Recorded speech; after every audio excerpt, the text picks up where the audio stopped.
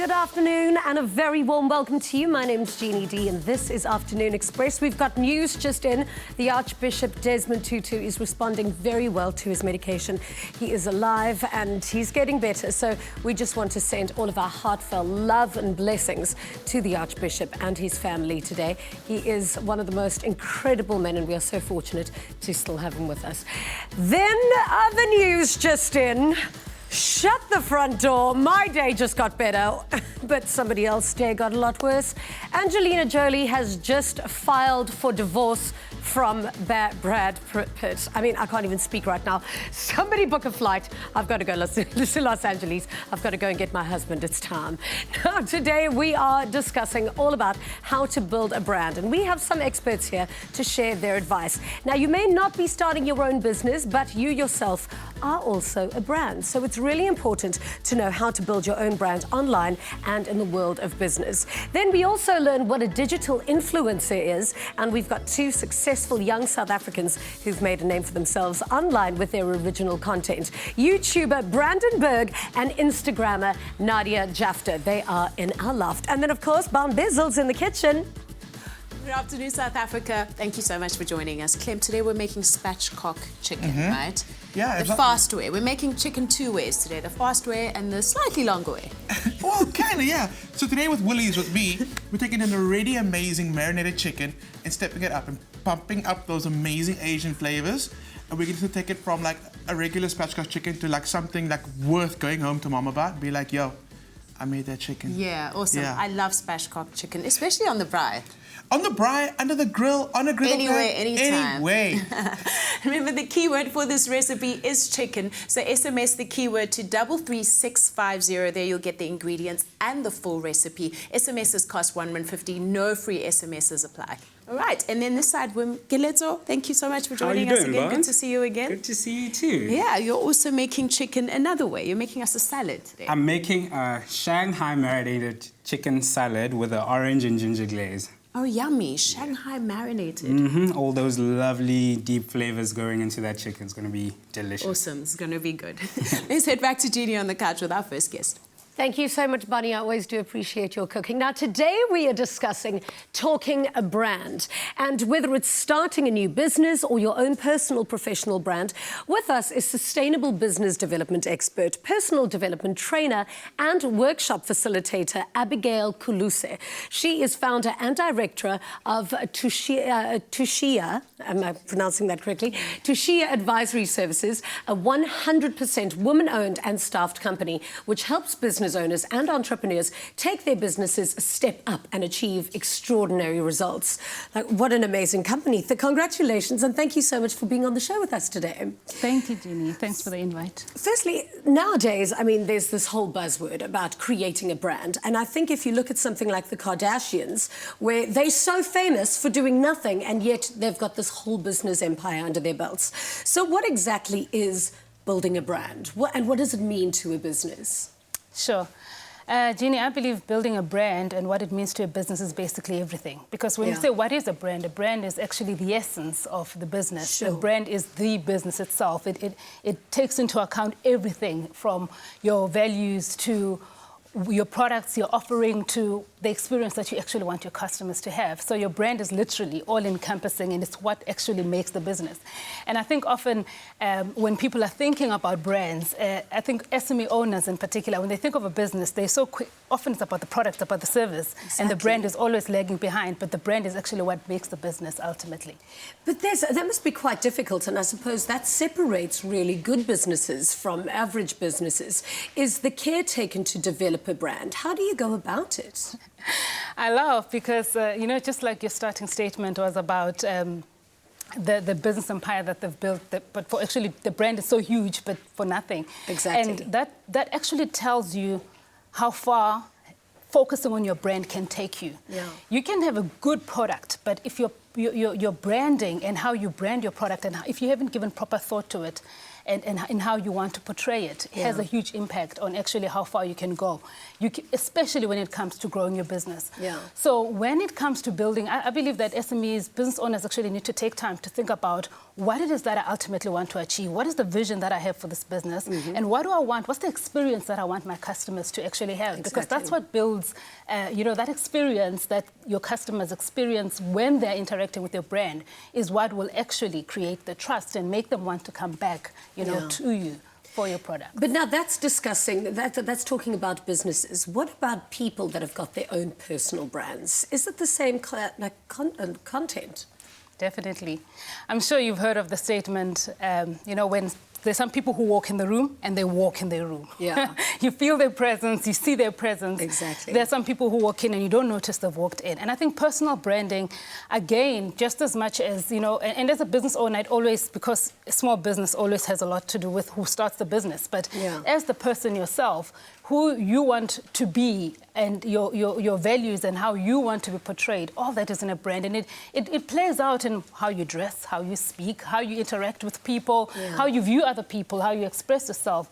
Everything puts together, that's what makes your brand. What qualities need to be there in a small business and a personal brand in order to ensure success? In a small business space, the qualities, I always say, when you think about your brand, the first thing, I've said the vision part, and then your values obviously come into play. Thirdly, your target market. I think a lot of times when people start businesses, they especially the entrepreneur, they get excited about their own business and forget who is it for or what is it for. So forgetting who the target market is. So taking into account who your target market is and does it actually speak to your target market. So that's an important characteristic. And uniqueness is important, but often people run away. I find that there's a word of caution when it comes to uniqueness. Sometimes they try to be so unique that in a business context, it actually, you look at the brand does not resonate with what the business is actually about. Yeah, the message can get a bit lost. Exactly, sure. In the uniqueness. But it is important because it is important that people are able to recognize your brand, people are able to relate to your brand, and what creates sustainability ultimately is going to be that remembrance, in people's minds. So, and I think that, although I'm not a personal branding expert from a personal perspective, but I do feel that similar things will definitely apply in the personal context because you do want to create that experience that people can recognize that is unique about you as an individual, as a person. Because I suppose sustainability is what's important, but then how relevant and important is consistency within a personal branding sphere and, of course, a small business? Consistency is important because I believe trust is built only through consistency.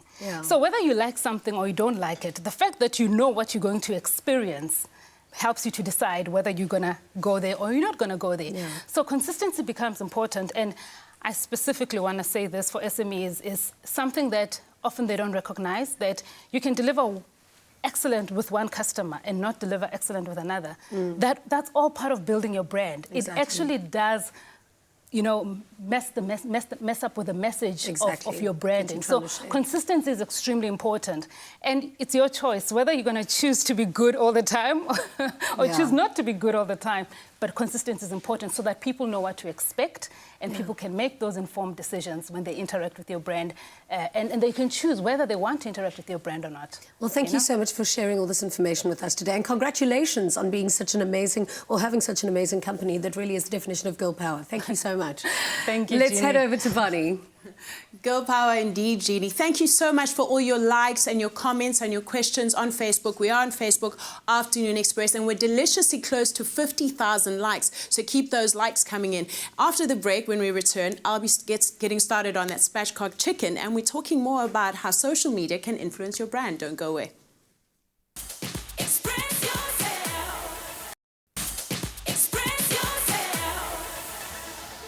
Welcome back to Afternoon Express. We're just about to get started on that glazed barbecue spatchcock chicken. So how about we get straight into it? Okay, let's do it. What's amazing is Willie's have these amazing marinated chickens, and today we're playing with the Asian one. So it's got amazing, I'm saying amazing too much, but it is just amazing. Okay, so it's got some sesame seeds in there, it's got some hoisin sauce in there, and garlic and ginger, all the signature Asian flavors that we're so accustomed to, all that's already been marinated in the chicken. Lovely. So the job's kind of been done for us already. Yeah. But because we wanna, and we're showing off, we're gonna step it up and take it to the next level. Okay. So what we're doing is, this simply goes on a roasting dish or on the braai, and it's gonna go over low coals on the braai. Because it's been marinated already, there's some sugar in there. You don't want it to be too hot, else it's gonna burn the marinated chicken's not gonna And be burn cooked. on the outside, yeah. So again, in the oven, start it low. Start it at like 160 actually in the beginning, and you start building it up to 180. And after about 50 minutes, you're gonna start glazing it. And for the glaze, we're gonna get started. Oh, yay. So we're making our own glaze. It is, just to kind of like bump up that Asian flavor. I've got this amazing Korean barbecue marinade that I also got from Woolworths. Okay, and again, lovely. it's got sesame seeds in there, ginger, hoisin sauce, amazing, delicious stuff. All the goodness. Yummy. Yeah. Yummy. Just drink this with a That straw. pop chicken's it- going to be so good in flavor. So, into the bowl goes your Korean barbecue. Okay. And we're gonna go with some sharp lemon flavor. And I like a lot of lemon in this. I find that the slower it cooks, that lemon kind of like permeates a lot more, becomes so delicious. Uh-huh. A lot of garlic and a lot of chili. Chili, Why not? I know you love it. Yeah. And again, bumping Love up a that bit of a ginger. What? No problem at all. So I love lemon. Like I said, I've got the lemon zest that's in there. Yeah. And go for the lemon juice as well. That lemon just somehow does something to that chicken. It's so delicious. You love lemon. Your dishes are never without lemon. I love it. It just elevates everything on the dish. So It's very refreshing. that goes to the oven, and Okay. about 20 minutes, at about 160 to start cooking through. And you don't want to rush it. You don't want to rush it. You want that So like, cooking time is roughly how much? 45 minutes? it's going to be about 45 minutes. Okay. So in the first 20, let it slowly cook, and then what you're going to end up with is a chicken that looks something close to this. What we're going to start doing, after that like first 20 minutes, we're going to start glazing our chicken. Okay. So what have I got? So it's going to start browning and then we start It is. glazing. And do you It take is. it out and glaze and put it back or?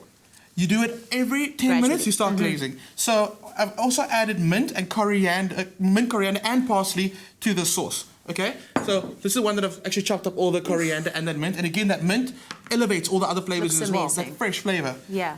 So every 10 minutes, you start glazing your chicken. And you turn the oven up right now. Wow. And what happens is, it starts to coat and glaze that chicken. And every time you come back, you'll see the chicken looks so good. So good. And you want it, it's got to be It's looking shiny. good already. It And you is. want to turn it around so that you can flavor the underside of it? You can do that, especially on the braai. Do it again. It's Yeah. same heat. Turn it around. Start coating it. You're gonna get a perfectly sticky, and I mean sticky. Sticky. As in hose your We kids love it down. sticky. Sticky. It's Hose gonna your be that kids down messy. sticky. I love it. And it's gonna, especially because you cooked it so low and slow in the beginning. Okay. You're gonna see that the meat's gonna start pulling away from the chicken. Yes. And you know it's what's a all good way to tender. tell that your chicken is perfectly tender and How? cooked? How? Stop playing with the legs. If the leg starts to Really? wiggle on its own, you know the chicken's there. Oh, that is so cool. Cool. So to play, how's that? This Play with one your could food. go in a little bit more. Play with your food. So to go with our sweet, Okay. sticky chicken, I've got some Woolies sourdough bread, great for the braai, because it's got like a bit of crunch and a bit of chew to it and a bit of flavor as well. Okay. So if you can pass the bread knife, I'm Absolutely. keeping everything very chunky and rustic today. So cut like nice chunks of it. So you're gonna grab the bread, tear some chicken, just go at it. It's all about playing with your food and getting messy. Hey, it's Heritage Week. I mean, and we're gonna braai. You braaiing on Saturday? Yeah, I'm braaiing. I love braaiing. I This love is it what too. I'm making. I braai in winter. Come rain, come like, okay, no snow, but I braai. Cool. So the sourdough goes on. I've got some cast lettuce you can just pass to me over there. Absolutely. It's so easy. Cast lettuce is one of my favorite like ingredient lettuce to work with. And I just use some blue cheese dressing. It's gonna make a pop. Wow. All right. So what I do That woke is me up. just break the leaves off, Okay. just like that. Just like that. Lovely. Super. Don't even cut it. Super rustic. Don't. And then I've got some blue cheese dressing. That's an instruction. Don't cut it. Don't. Don't ever cut it. Some blue cheese dressing. Oh, I'm going to take the label off. Okay. And just go like, seriously, just go at it. Get that blue cheese dressing all over there. The blue cheese complements the sweetness so well. Yes. And that's the dish done. That's the dish done. That's absolutely gorgeous. Thank you so much, Clem. The keyword for this recipe is chicken. So SMS that keyword to 33650 for the full recipe and the shopping list. SMSs cost R1.50. No free SMSs apply. For a quick recap, check it out.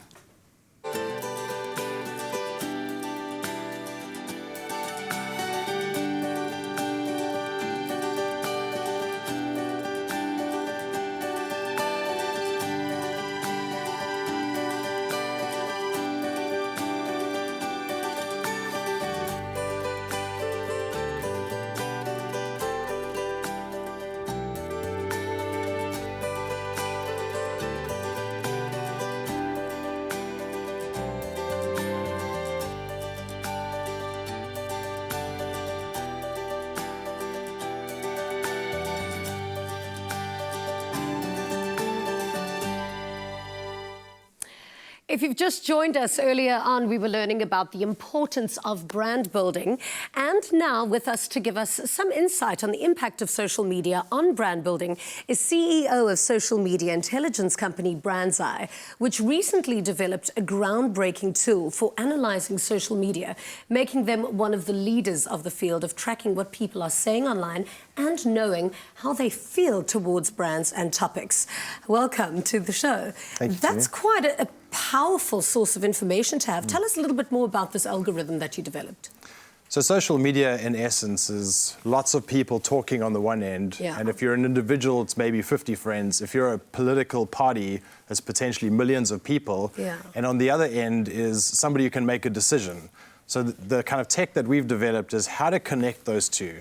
If you're somebody who can make a better decision that affects consumers, how do you get them to listen sort of convincingly to understand what's driving consumer satisfaction or dissatisfaction? Okay. And so we're essentially trying to humanize social media for brands. It's not just this sort of cold, Sure. DM us your details type So environment. the algorithm that you developed kind of measured sentiment, especially for a political campaign that was running Correct. online, so that what did you find out? How people felt about what political parties were sending them as a message? So on the one hand, you measure how people feel. So if we look at Brexit in the UK, we could look at everybody speaking in the UK, figure out, hang on, in this Leave Remain debate, what do people actually feel about it? You know, are they, if somebody says, David Beckham's voting Leave, so I'm going to vote Leave, they're being sarcastic. You know, anybody who reads that knows it. And so our tech enables us to get to the heart of it. How does somebody really feel about this? And so we could see beforehand that actually more people were going to vote Leave than Remain, and that was a total surprise to us. So we've kind of rolled that out. We looked at the SA elections, and we could see in Johannesburg and in Tshwane that actually people are dissatisfied with what has gone before, and so the kind of balance of power was shifting, and social media is this sort of always-on focus group that if you can listen properly, it helps you understand, like, what do people really care about? You can almost predict the future. I think the line we often use is how people feel today influences what they do tomorrow. Yeah. And so what brands often forget is it's people and it's people. Sure. And by humanizing it, you realize that. And if you take it to an example of a relationship, you know, if you're with your kind of significant other. I'm about to be with Brad Pitt. With Brad Pitt, correct. So, and Brad Pitt says, hey, Jeannie D, can you come over to LA? And you don't get that message, you're going to miss out on a whole future. Yeah. And so when you think about it as two people talking to one another, why would you trust kind of some computer in between to help you decipher what the other person is saying? And that's the mistake people often make, because brands, in essence, it's an online personality, if you like. Yeah. But what they're trying to do is understand what do people love, what do people hate. And in the human relationship, if you can do two things well, you'll stay in a relationship. One is to listen to the other person, and two is to resolve conflict. Yeah. It's as simple as that. And social media is really just the area in which people are having that discussion. Yeah. And what do I love about you? What do I hate about you? And what can you do to kind of better serve my needs in this moment? So then it stands to reason that your online reputation is just as important as how your normal business should be run. Absolutely, absolutely. So I think where we see great brands doing this well is in kind of a cohesive message between marketing and experience. Yeah. And again, in the relationship side, if you go on Tinder and you put out a false impression of yourself, when you actually meet the person, they're going to say, whoa, this is not what I signed up for. Yeah. And with brands, it's the same. If your marketing is putting out one thing, but the experience is something else, and there's this kind of expectation mismatch, then people leave. They're like, wait, that's not what I thought it was. And so it's critical that there's this sort of cohesive message between what you promise you do and what you actually deliver. But then do you filter out who is the direct market? Because I think social media has taught us that it's given everybody an opinion, but sometimes there's a lot of trolls who maybe you shouldn't take their opinion into account. Yeah, 100%. So how do you filter out whose message should you be listening to and what is just noise? So the noise, that's where technology really does serve us. You know, if somebody's talking about espresso, is it the show or is it somebody who spelled coffee incorrectly, you know, or whichever way you look at it. So filtering out noise, technology can help you there. But when it comes down to actually kind of understanding what's the impact of this, that's where kind of tech and humans together help you. Because you can see, hang on, is this person serious about their experience or is it a troll? And secondly, what's the ripple effect of that? How many people are taking this, and with the right tools, you can kind of follow that conversation through your ecosystem to see, is this something we should care about, or is this just, some guy mouthing off and we can ignore it? Okay, great. I'm hopefully going to chat to you a little bit, but now moving on to the show, let's quickly move on to where Bonnie is, somewhere in the loft. Now, our Facebook page is just under 48,000, or almost 48,000, 48,500 actually. Let's see if you can get us to 50,000 likes by the end of the show. When we return, we're chatting to some young and funky media influencers. Don't go away. Express yourself. Express yourself.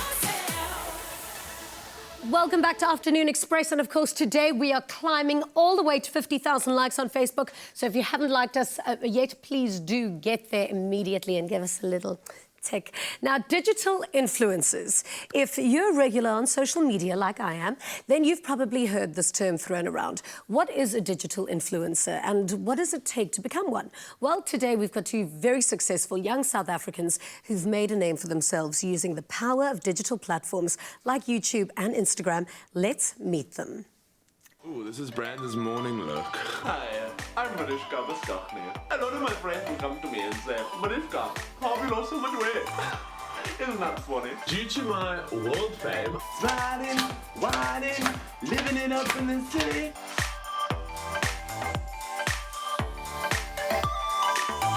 Cheers.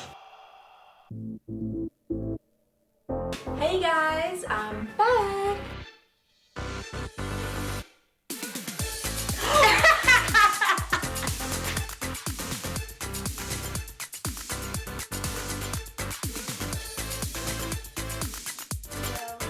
I mean, really, we are just completely lucky to have them. We've got Brandon, Berg and Nadia Japhta in the loft. Welcome, guys. Thanks for having us. I'm obsessed with your online lives. Obsessed with you as well. The best part of my life doesn't make the internet, I must say. I'm joking. I mean, debatable. Now, let's just go start from the beginning. What is a digital influencer? You want to take that one? I think it's someone who is able to influence their audience through... Yes. People become so obsessed with you, they become your friend. That's the thing that I loved most about YouTube, is I used to watch these YouTubers and I honestly felt like I was their friend. So if they said, listen, yeah, I'm just using this or I'm just doing that, I would be like, I want that too, because I really like this person. So I think companies are using influencers nowadays a lot more, because it's a lot more like a natural way of advertising. I would say like it's a bit more of an intimate space, but it's actually such a broad spectrum. Yeah. So I think there's a bit of a contradiction there, but it's so humbling when you see your people in person. Totally, and it's like, but how much of it is real? Because it is such an intimate space. It should be seen as being so much more honest. Your Instagram is amazing. I think you've got like 50,000 likes. Why do you think people like your Instagram? I think one word, I'm relatable. So I show a portion of myself, but it's the most important parts of my life, like my mother, my achievements, like most things, and that's things that people can relate to, because I mean... Your fashion. I have a blog as well, and then I do a dance workshop with my friend Courtney Smith, and it's a lot of things that you can build on if you have a platform to start with. So, and it's free. Now, you are hysterical, and I mean, you joke a lot, and I mean, you're always so super funny. Yesterday, you did say on Instagram, though, that we were going to hook up. We did. Do you want to do that now? We're going to have to do that a little bit later, because I don't want to smudge my lipstick, but I'd like to kiss that mouth of yours, don't you? But jokes aside, you've also used it for quite serious things. I mean, you got in touch with Theodora, who's Casper Lee's sister, and you used her social media channel to come out. Tell us about that. Let's all have a tear. I was very grateful for her because she obviously has a much bigger following than me. And I think it's quite cool that I can kind of be a brave face for people who are in the closet and maybe struggling a little bit. And I think it was quite hard for me because obviously it's hard to come out on any sort of level. But you were coming out to your fans. It wasn't how you came out to your parents and your friends and family. No. Okay. Hi, Mum, look at this picture. Mum, tweet me.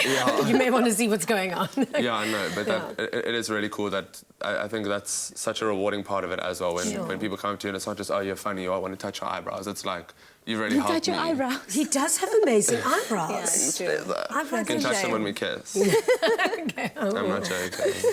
Now, I need to know about the relationship between you and your mother, because if you were my daughter, I would get quite violent with you. I'm surprised at the amount of parents that actually come up to me and that actually like me. I expect them to come up to me and Your give me mom like a is smack so on my head. patient. Yeah, I think the thing is people don't see what she does to me. They really don't see what she does to me. I mean, just in case you haven't seen what this poor child does to her poor darling mother, let's just have a look at this. Thought we'd do some filming in the car because you all know I'm a great driver. Nadia's. No! No, we're not going to start. I mean, that is just insane. And then I actually saw another one where you somehow jimmied your mother's hairdryer with baby talcum powder, and she started blow-drying her hair, and there was just talcum powder everywhere. She didn't know what it was because it's actually so light on your face when you blow it on your face, so she didn't know what it was. She just went in her mouth and she started coughing.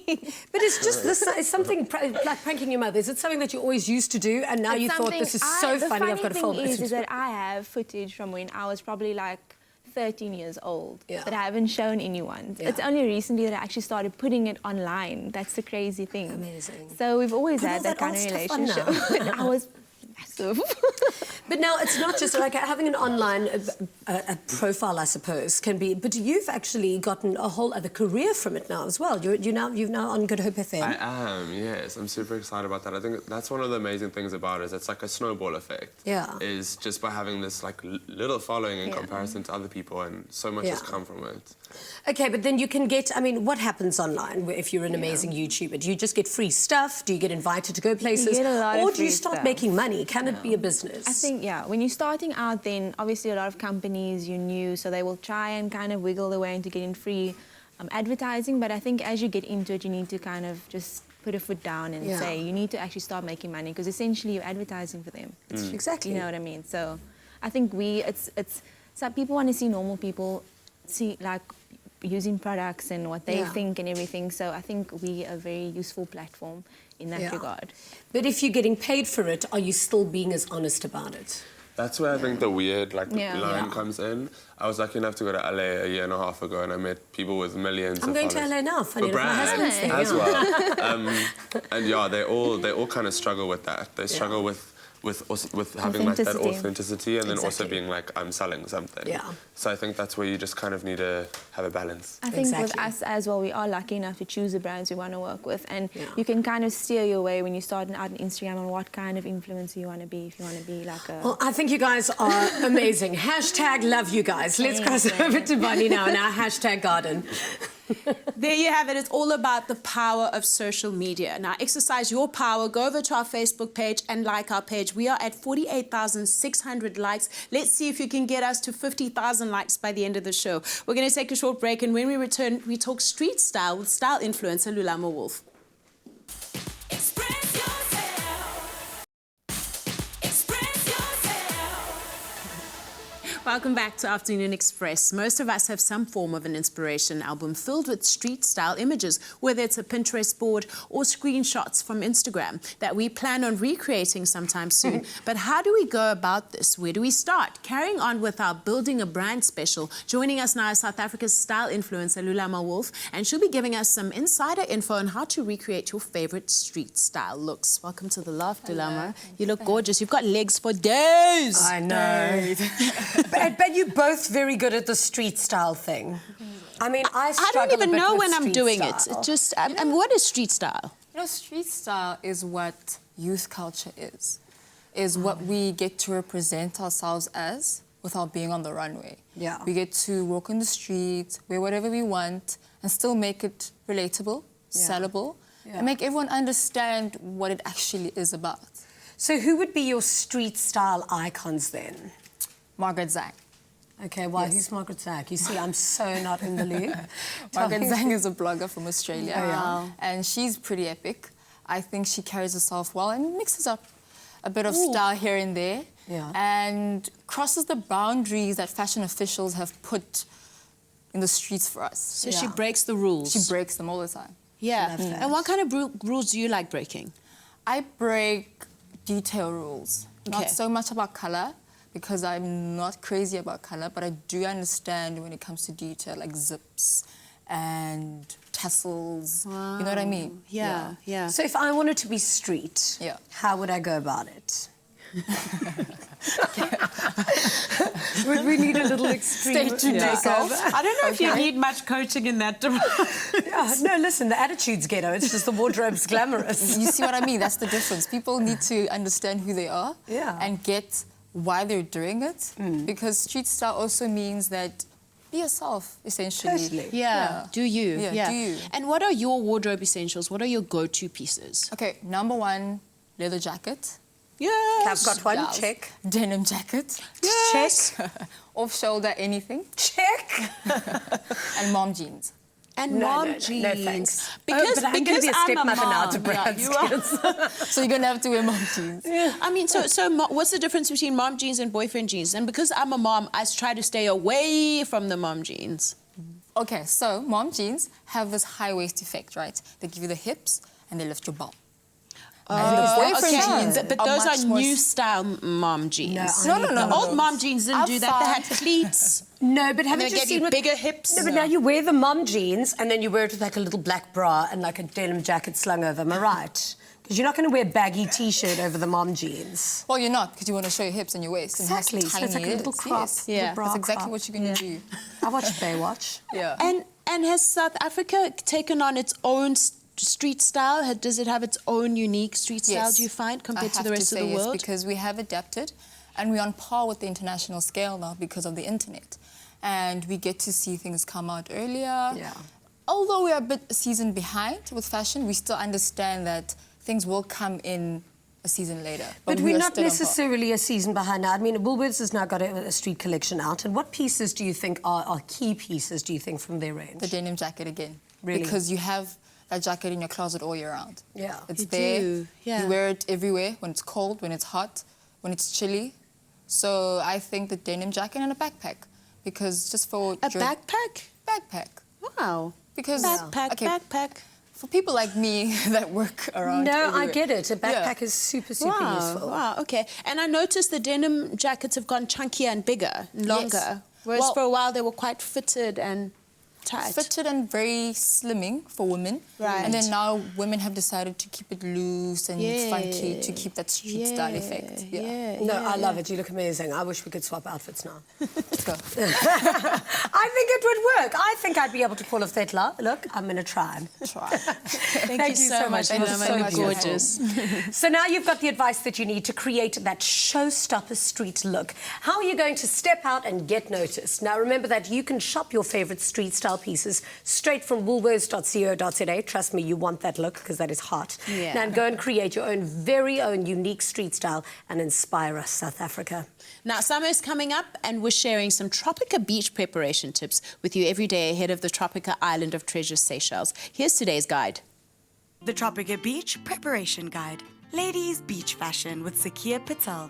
Obviously, you've got to get the best flowy top thing you can find, a nice floppy hat. Just make sure it's the right amount of nice and floppy. It says class, it says style, though it also says you're relaxed enough to go to the beach. Are florals in? What kind of bag are you using? If you don't go floral, what's it going to be? Stripes, sailor vibes, color blocking? So much to consider. You know, beach fashion, always a bit silly. I am a little Mexican.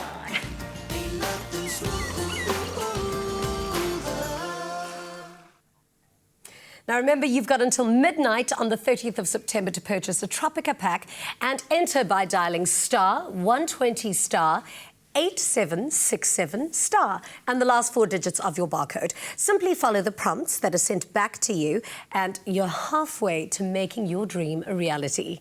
Now that you enter the competition, show why you deserve to be your favourite celeb's teammate on the island at the auditions. They're happening at Suncoast in Durban on the 2nd of October, Shimmy Beach Club, Cape Town on the 4th of October, and Gold Reef City Theme Park in Johannesburg on the 6th of October. Doors open at 10 a.m. and close at 4 p.m. and you must bring your valid passport or a copy to the audition. And for all the T's and C's, visit tropica.co.za. Get ready for an adventure with Tropica Island of Treasure Seychelles. Tropica Island of Treasure is back. Are you ready to lap up the luxurious island lifestyle of the Seychelles and become a TV star? Host Minnie Dlamini and Games Master Jonathan Boynton Lee want you to be part of one of 7 smooth teams, led by 7 of South Africa's hottest celebrities, who will all compete for a R1 million prize. Who will you choose? To enter, simply purchase a Tropica and follow instructions on pack. Visit tropica.co.za for more details and follow the conversation online using hashtag TIOT7.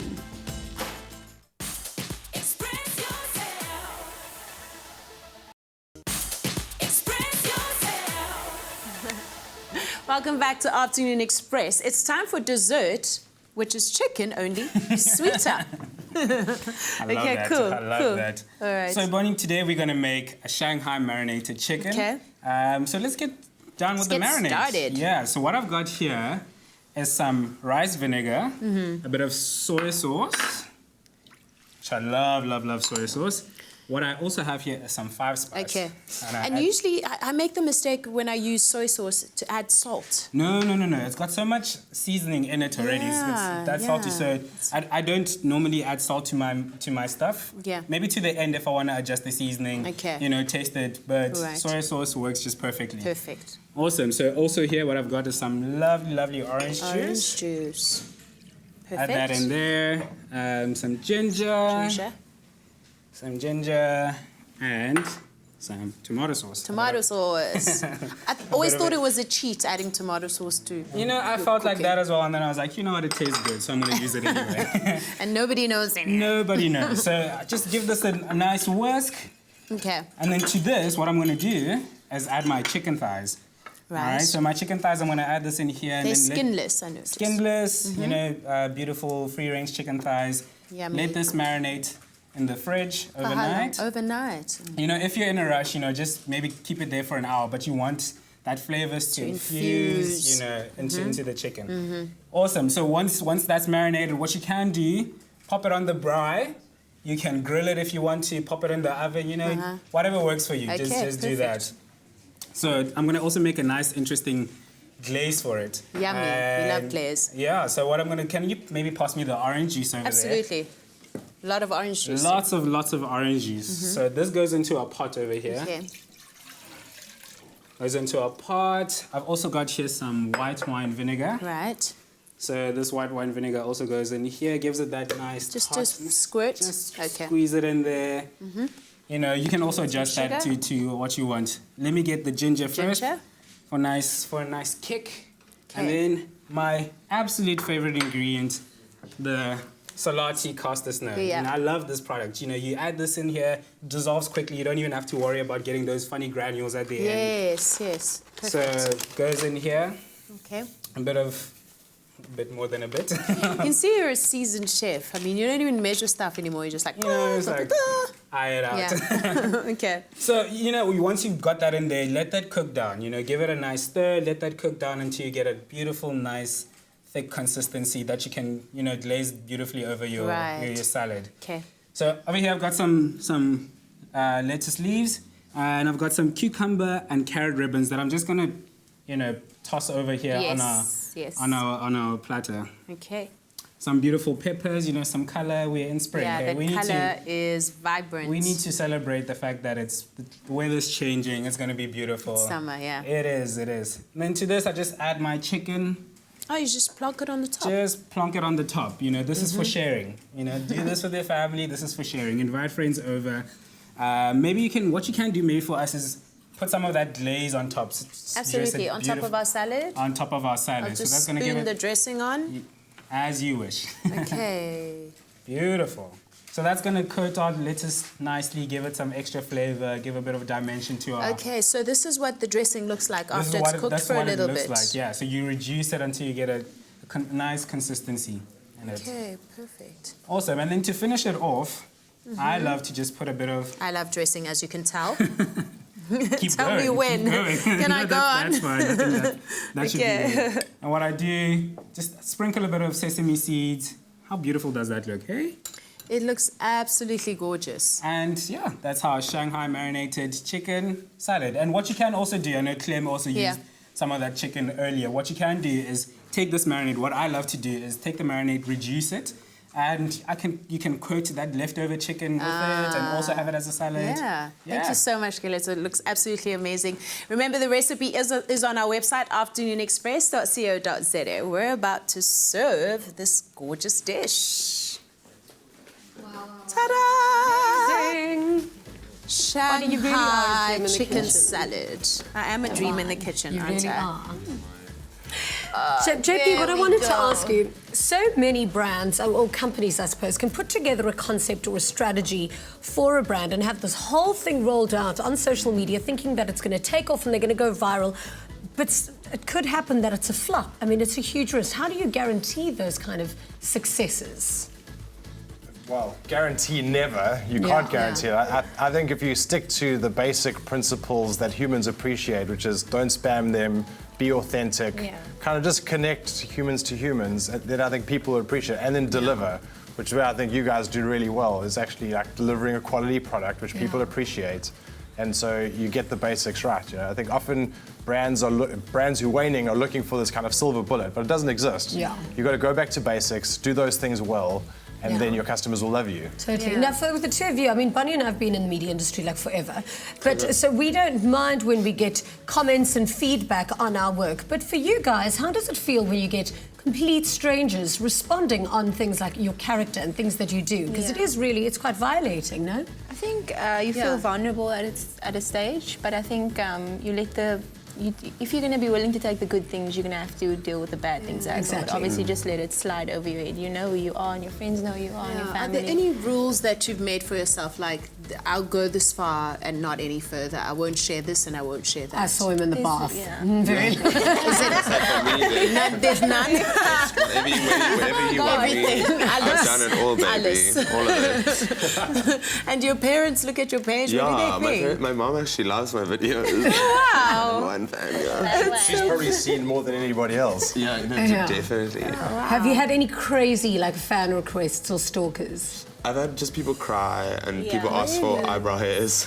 What? No. Yeah. I so happily gave it. I was like, this is such a cool thing. You are more than welcome. Did you really give it? Yeah, no, I gave it, me. I had a Facebook fan once ask if I could donate eggs, like. Oh. Wow. Those eggs. Wow. For how much? You should have said yes. No price. Apparently it's a good deed. That's a firm no from me. Now, tomorrow, coming up on the show, we're focusing on all-round health. We've got a dental expert in the loft taking all your questions, and we'll be chatting to our dietitian, Kelly Schroeder, about getting into shape for summer. Oh, I need her. In fact, I'm not going to eat the bread. I'm just going to have the chicken. But guys, please ditch up. It's looking all so yummy. Go for it. You can actually eat the food on the show. This is what we do. Thank you to all our guests for joining us today, guys. You've really inspired us. Thank you so much for having us and for feeding us. And thank you at home for joining us. We'll be back again tomorrow. Ciao. Good night. Happy eating. Thank you. Tuck in.